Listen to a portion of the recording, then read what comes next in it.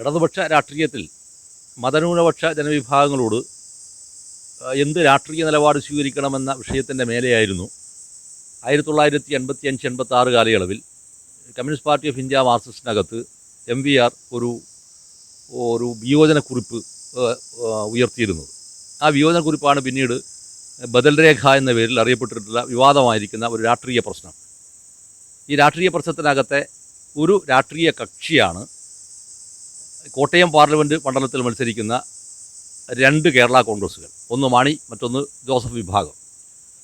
ഈ വിഭാഗത്തിൽപ്പെട്ടിരിക്കുന്നവരെ ഇടതുപക്ഷ ജനാധിപത്യ മുന്നണിയുടെ കൂടെ നിർത്തണം എന്ന് MVR ആവശ്യപ്പെട്ടതിൻ്റെ മേലെയായിരുന്നു MVRനെ പാർട്ടിയിൽ നിന്ന് CPM-ൽ നിന്ന് പുറത്താക്കാനുണ്ടായിരിക്കുന്ന സുപ്രധാനമായിരിക്കുന്ന ഒരു രാഷ്ട്രീയ കാരണം. കൽക്കട്ട പാർട്ടി കോൺഗ്രസ് അത്ര ഒരു തീരുമാനമെടുത്ത് കഴിഞ്ഞതിന് ശേഷം കേവലം 6 മാസം കഴിയുന്നതിന് മുൻപ് തന്നെ അന്നത്തെ പാർട്ടി അഖിലേന്ത്യാ ജനറൽ സെക്രട്ടറി ആയിരിക്കുന്ന EM ശങ്കരൻ നമ്പൂതിരിപ്പാടിന് തൻ്റെ തീരുമാനത്തിൻ്റെ ഭേദഗതി വരുത്തേണ്ടി വരികയും ക്രിസ്ത്യൻ മതവിഭാഗത്തിനകത്ത് പുരോഗമന സ്വഭാവമുള്ള ആളുകളുണ്ട് എന്നും അവരെ ഇടതുപക്ഷത്തിൻ്റെ ധാരയിലേക്ക് കൊണ്ടുവരേണ്ടതാണ് എന്ന വിചിത്ര യുക്തി പിന്നീട് EMS അവതരിപ്പിച്ച് കേരള രാഷ്ട്രീയ മണ്ഡലത്തിൽ സ്വയം പരിഹാസ്യനായിരിക്കുന്ന ഒരു ചിത്രവും അവിടെ ഉണ്ടായിട്ടുണ്ട്. ഞാനിതിൻ്റെ ഒരു പൂർവ്വകാല ചരിത്രം എന്നൊക്കെ പറയാനല്ല. കേരളത്തിൽ ഈ കോട്ടയം നിയോജക മണ്ഡലത്തിൽ മാണി കേരള കോൺഗ്രസും ജോസഫ് വിഭാഗവും തമ്മിൽ ഏറ്റുമുട്ടുമ്പോൾ ഉണ്ടാകുന്ന ഒരു പ്രധാനപ്പെട്ടിരിക്കുന്ന വിഷയം, മാണി കേരള കോൺഗ്രസിനകത്തെ KM മാണിയെ നിയമസഭയ്ക്കകത്ത് ബജറ്റ് അവതരിപ്പിക്കാൻ പോലും സമ്മതിക്കാതെ കേരള നിയമസഭയ്ക്ക് നടത്തിയിരിക്കുന്ന ഏറ്റവും ഒരുപക്ഷെ നിയമസഭയുടെ ചരിത്രത്തിൽ ഇന്ത്യയിൽ ഒരു സ്ഥലത്തും ഇല്ലാതിരിക്കുന്ന അഴിഞ്ഞാട്ടം നടത്തിയിരിക്കുന്ന ഇടതുപക്ഷ ജനാധിപത്യം, അതിൽ പ്രധാനിയായിരിക്കുന്ന EP ജയരാജൻ, ഇപ്പോഴത്തെ വിദ്യാഭ്യാസ വകുപ്പ് മന്ത്രി ശിവൻകുട്ടി, ഇങ്ങനെ പോകാവുന്ന നിയമസഭയ്ക്കകത്തേക്ക് ഇനി അവർ വരാൻ യോഗ്യരാണോ എന്നുള്ള വിഷയം പോലും അവിടെ കിടക്കുകയാണ്. അങ്ങനെ വരുന്ന ചിത്രത്തിനകത്ത് നിന്നുകൊണ്ടുള്ള ആളാണ് പിന്നീട് കേരള കോൺഗ്രസ് മാണി വിഭാഗം CPM-ൻ്റെ കൂടെ ഇടതുപക്ഷ ജനാധിപത്യ മുന്നണിയുടെ കൂടെ ഭാഗമായി ചേരുകയും അങ്ങനെ ഇടതുപക്ഷ ജനാധിപത്യ മുന്നണിയുടെ ടിക്കറ്റിനകത്ത് കോട്ടയത്ത് മത്സരിക്കുന്ന സ്ഥാനാർത്ഥി തോമസ് ചാഴിക്കാടൻ. മറുഭാഗത്ത് വരുന്നു കേരള കോൺഗ്രസിൻ്റെ സ്ഥാപക നേതാക്കളിൽ പ്രമുഖനായിരിക്കുന്ന ആളുടെ മകനും കൂടിയായിരിക്കുന്ന ഫ്രാൻസിസ് ജോർജ്. പ്രഥമ ദൃഷ്ടിയാ തന്നെ ഒരു കാര്യം വളരെ ഖണ്ഡിതമായി പറയാൻ കഴിയും. ആ മണ്ഡലത്തിൽ UDF-ൻ്റെ സ്ഥാനാർത്ഥിയായി മത്സരിക്കുന്ന ഫ്രാൻസിസ് ജോർജ് സാമാന്യം തെറ്റില്ലാത്ത വലിയ വോട്ടിൻ്റെ ഭൂരിപക്ഷത്തിൽ അവിടുന്ന് വിജയിക്കുമെന്നുള്ള കാര്യം. 2 ഘടകങ്ങളാണ് അതിൽ ഏറ്റവും പ്രധാനം. ഒന്ന്, അതിശക്തമായിരിക്കുന്ന ആൻറ്റി ഇൻകംബൻസി വികാരം, അതായത് ഭരണവിരുദ്ധ വികാരത്തിൻ്റെ പരമോന്നതമായ ഒരവസ്ഥയെ അത് ഫേസ് ചെയ്യുന്നു.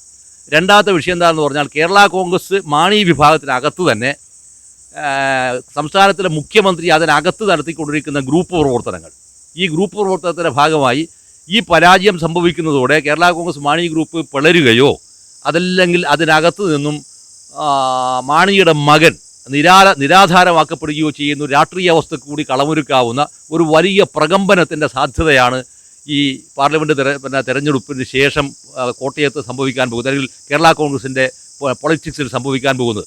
അവിടെ മത്സരിക്കുന്ന മറ്റൊരു പ്രധാനപ്പെട്ട ഒരു കക്ഷി ആരാണെന്ന് പറഞ്ഞാൽ NDA പ്രതിനിധി തുഷാർ വെള്ളാപ്പള്ളി മത്സരിക്കുന്നു.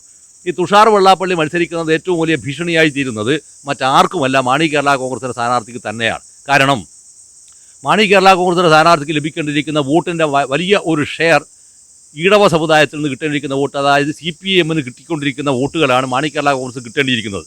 പക്ഷേ തുഷാർ വെള്ളാപ്പള്ളി അവിടെ മത്സരിക്കുന്ന ഒരവസ്ഥ വന്നതോടെ വോട്ട് ശേഖരം വർദ്ധിപ്പിക്കുന്നു മാത്രമല്ല, ഇടതുപക്ഷത്തേക്ക് പോകേണ്ടിയിരിക്കുന്ന വോട്ടുകളുടെ വലിയ ഒരു സിംഹഭാഗവും തുഷാർ വെള്ളാപ്പള്ളിക്ക് പോകുന്നതോടെ മാണി കേരള കോൺഗ്രസിൻ്റെ സ്ഥാനാർത്ഥിക്ക് വോട്ട് തുലോം ദുർബലമായി തീരുകയും UDF-ൻ്റെ സ്ഥാനാർത്ഥിയായിട്ടുള്ള ഫ്രാൻസിസ് ജോർജ് വലിയ വോട്ടിൻ്റെ ഭൂരിപക്ഷത്തിൽ അവിടുന്ന് വിജയിക്കുകയും ചെയ്യും. ഇതാണ് ഇതിൻ്റെ യഥാർത്ഥമായിരിക്കുന്ന ഒരു ചിത്രം. പക്ഷേ ഈ ചിത്രത്തെ മറികടക്കുന്നതിന് തൊട്ട് മുമ്പായി ഒരു കാര്യം കൊണ്ട് ഇതിനകത്തുള്ള ഒരു പ്രധാനപ്പെട്ട വിഷയം എന്താ പറഞ്ഞാൽ, ഈ കഴിഞ്ഞ നവകേരള യാത്രയുടെ ഒരു ഭാഗമായി വന്നിരിക്കുന്ന ഒരു പരിപാടിക്ക് കോട്ടയത്ത് വന്നപ്പോൾ മുഖ്യമന്ത്രി പരസ്യമായാണ് ഈ ഇപ്പോഴത്തെ അവിടെ പാർലമെൻറ്റ് മെമ്പറായിരിക്കുന്ന തോമസ് ചാഴിക്കാടൻ എന്ന് പറഞ്ഞ ആളെ ആക്ഷേപിച്ചൊരു ചിത്രവും കൂടി ഉണ്ടായിട്ടുണ്ട്.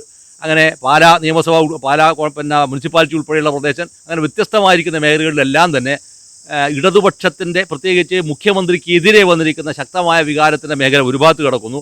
അതുകൊണ്ട് തന്നെ ഉമ്മൻചാണ്ടിയുടെ വ്യക്തിപരമായിരിക്കുന്ന സ്വാധീനത്തിൻ്റെ വലിയ രാഷ്ട്രീയവും സ്വാഭാവികമായിട്ടും ഈ കോട്ടയം പാർലമെൻറ്റ് മണ്ഡലത്തിൽ അതിഗംഭീരമായിട്ട് ആഞ്ഞടിക്കുമെന്നും UDF-ൻ്റെ സ്ഥാനാർത്ഥി അവിടെ വലിയ വോട്ടിൻ്റെ ഭൂരിപക്ഷത്തിൽ വിജയിക്കുകയും ഒരുപക്ഷെ ഈഴവ സമുദായത്തിൽ നേരത്തെ VN വാസവൻ മത്സരിച്ചപ്പോൾ കിട്ടിയിരിക്കുന്ന വോട്ടിൻ്റെ കാലംശം പോലും ഇടതുപക്ഷ ജനാധിപത്യത്തിൻ്റെ സ്ഥാനാർത്ഥിക്ക് കിട്ടാതെ ആ മത്സരം പോലും ഒരുപക്ഷെ അനാഥമായി പോകുന്ന ഒരു ചിത്രത്തിലേക്ക് കൂടി കോട്ടയം പാർലമെൻറ്റ് തെരഞ്ഞെടുപ്പിനെ മാറിപ്പോയാൽ അത്ഭുതപ്പെടാനില്ല എന്ന് നിസ്സംശയം പറയാവുന്നതാണ്.